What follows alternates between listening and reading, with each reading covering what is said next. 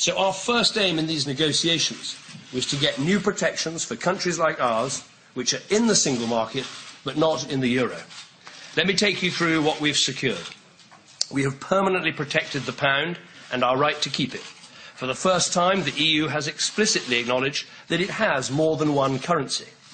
Responsibility for supervising the financial stability of the UK remains in the hands of the Bank of England, so we continue to keep our taxpayers and our savers safe.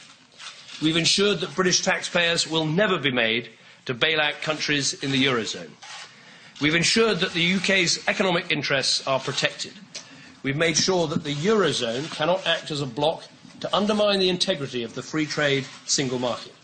And we've guaranteed that British business will never face any discrimination for being outside the Eurozone.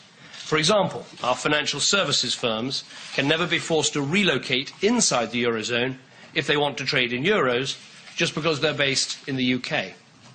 And not only are these rules set out in a legally binding agreement, we've also agreed that should the UK or another non-euro member state fear that the rules are being broken, they can activate an emergency safeguard unilaterally to ensure that these rules are enforced.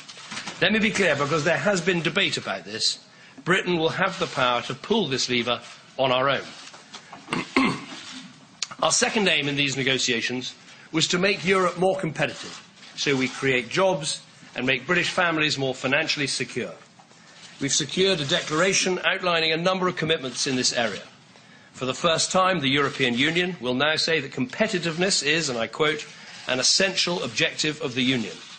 This is important because it goes to the very heart of what Europe should be about. It means Europe will complete the single market in services. This will make it easier for service-based companies like IT firms to trade in Europe. Nowhere will this be more of an opportunity than in the United Kingdom, where thousands of service companies make up 2/3 of our whole economy.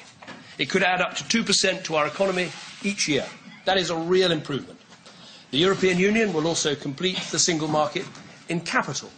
This will mean UK start-ups will be able to access more sources of finance for their business, and it will also present new opportunities for the UK financial services industry.